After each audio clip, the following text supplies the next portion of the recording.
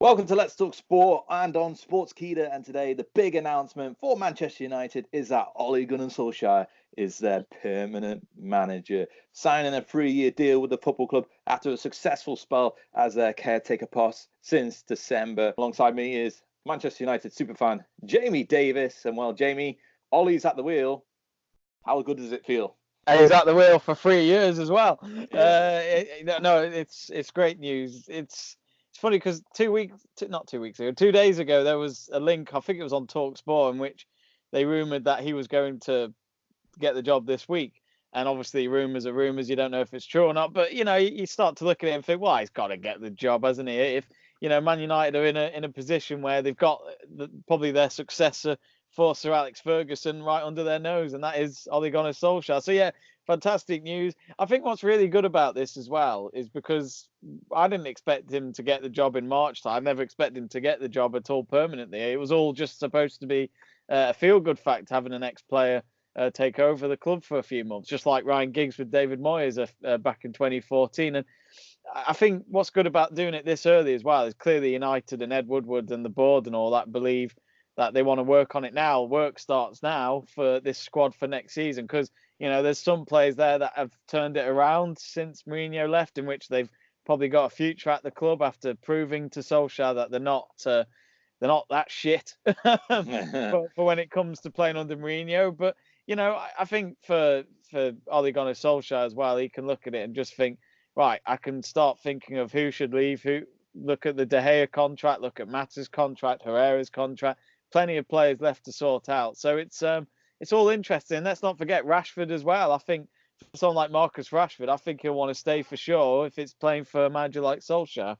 And of course, Solskjaer's first game as the permanent boss of Manchester United will be this weekend against Watford. We have a preview on our Let's Talk Sport YouTube channel. The link will be up there in one of the corners. I don't know which one it pops up of, all mirror images these days. But be sure to check it out. Myself and Jamie talking through that game as well. On the announcement of the appointment on the website, Manchester United's website, Ole Gunnar Solskjaer said, "From the first day I arrived, I felt at home at this special club. It was an honour to be a Manchester United player and then to start my coaching career here. The last few months have been a fantastic experience, and I want to thank all of the coaches, players, and staff for the work we've done so far. This is a job that I always dreamed of doing, and I'm beyond excited to have the chance to lead the club long term and hopefully deliver the continued success that our amazing fans deserve." Well, Jamie, so far so good for Ole Gunnar Solskjaer at charge of the football club. 19 games in charge, 14 wins, 2 draws, only 3 defeats, 39 goals scored, 17 conceded, and 7 clean sheets. If there was a one department that you would say that Ole Gunnar Solskjaer, now that he's got the job, needs to improve upon because he's going to be here long term, what department would that be for you? I think it depends how we do to the end of the season with Lindelof and Smalling, because I think that's his true partnership in defence if it works out, because he's consistently playing them two. And maybe he's looking at it and think, look, boys, you've got until the end of the season to prove to me that I can rely on you two as our main centre back. So I think that's our main concern. Luke Shaw's fine at left back. I think Ashley Young does a great job as a right back. Valencia will be going, of course, in the summer, so he won't be an option anymore in defence. I think as well, maybe up front, because Solskjaer, when he was playing under Fergie, throughout Fergie's time at United, we always had a good depth up front. We'd always have maybe 2 strikers up front and 2 on the bench. And I honestly think that's what might need to be done at United, where we've got Rashford, we've got Lukaku. Then after that, there's nobody else, and we've already had a bit of a scare in this campaign so far, where we've had so many injuries, all happening in pretty much one game. That Kaku was the only man we had up front, and in all fairness to him, he performed when it really mattered. Let's not forget the 2 goals at PSG, the 2 goals at Palace, the 2 goals against Southampton, 6 goals in 3 games, which is what we paid for. But what if he got injured and then Rashford's not available? Then you start to think, where is the goals going to come from? So I think for me, maybe another striker in the summer, and to just try and keep hold of most of these players. Yeah, he's definitely done a great job so far, reconnecting the ethos of the Ferguson era. Of course, he played under Ferguson, bringing back that pride in the shirt and teamwork and things like that. And there's been a good response over Twitter as well, with Ollie's at the wheel trending, one of the top trends in the UK today, of course. after his appointment. Ed Woodward, of course, the executive vice chairman at United, and some United fans' worst enemy, aka Mr. Jamie Davies. He said, since coming in as caretaker manager in December, the results Ole has delivered speak for themselves. More than just performances and results, Ole brings a wealth of experience both as a player and as a coach, coupled with the desire to give young players their chance and a deep understanding of the culture of the football club. This all means that he is the right person to take Manchester United forward. I want to thank Ole and the coaching team for everything they have done so far and congratulate him on his richly deserved appointment. The fans and everyone at the club are behind him as he looks to take us where we need to be and build the next stage of our history. Jamie, the big question now for Ole will be, can he progress his football team forward in order to once more win a Premier League title for Manchester United? Because if it comes to the end of his era, of this 3 years, and he hasn't won a title, it'll be 9 years since Manchester United have last won the big one in the English football. If he doesn't do it, Jamie, obviously he's probably going to be out the door, but should that mean Ed Woodward should be out the door as well, do you think? Maybe. I mean, the only thing I can compliment Ed Woodward is he knows the business side of football.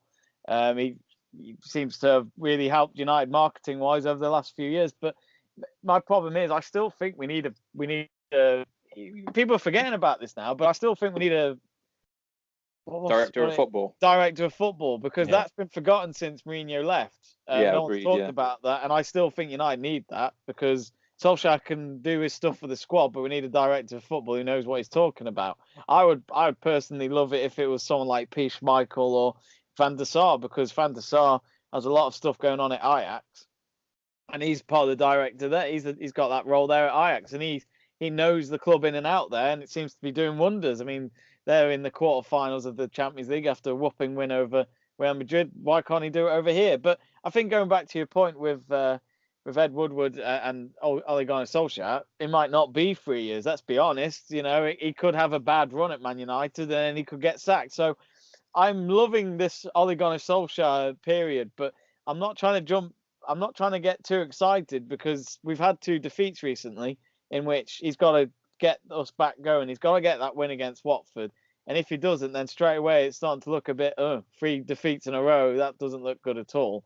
So I think with Solskjaer, you know, the contract means nothing. It means absolutely nothing in football. United can sack him at any point they want if they're not happy, which would be a shame if that does happen. But we'll see. We could always argue that we need to win the Premier League in the next 3 years, but at the same time, what if he went on to win other trophies and won the Champions League, for example? If he won the European Cup, that straight away tops the Premier League by a million miles for me. Don't get too ahead of yourself, though, Jamie. Mate, we might. You never know. You never know. Ole Gunnar Solskjaer might come on against Barca, score a last-minute winner at the Nou Camp, like he always used to in '99. Oh, yeah. 20 years. Where have we seen that before, you know? Where have we seen that before? So, Ole Gunnar Solskjaer, new 3-year deal at Manchester United. Jamie, one final question. Is Ole Gunnar Solskjaer going to win the Premier League in the next 3 years? Oh, I knew you were going to bring it back. I didn't answer it. Maybe. We'll see. That sounds very optimistic. That's for certain. Why not? All I can say is why not? All I can say is that the form he's brought in since the Cardiff win back in December, which was his first game, we've had form like Liverpool and Man City in a way where if the league had started after that Cardiff game, we would have pretty much been top of the league. And Liverpool fans keep joking that we're still 18 points behind Liverpool where we were when Mourinho got sacked. But then you got to argue, well, hang on, that means we've been consistent. Because it could have been the other way around. If Solskjaer's team didn't get the form going in the Premier League, he probably wouldn't have had a job come the summer. He'd probably had to go back to Norway. And also, we would have been miles behind Liverpool. I know we are now, but could have been 30 points behind. It could have been a lot worse. But, you know, what Solskjaer's done in this period is that we can get Champions League football next season. Top 4 was not looking good for us after that Liverpool defeat, and now it is a high possibility.